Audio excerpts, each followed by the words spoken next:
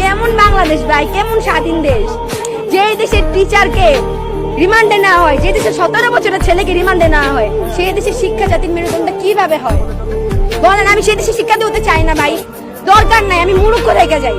আমার বাবা কিন্তু একজন আনএডুকেটেড পার্সন, ঠিক আছে?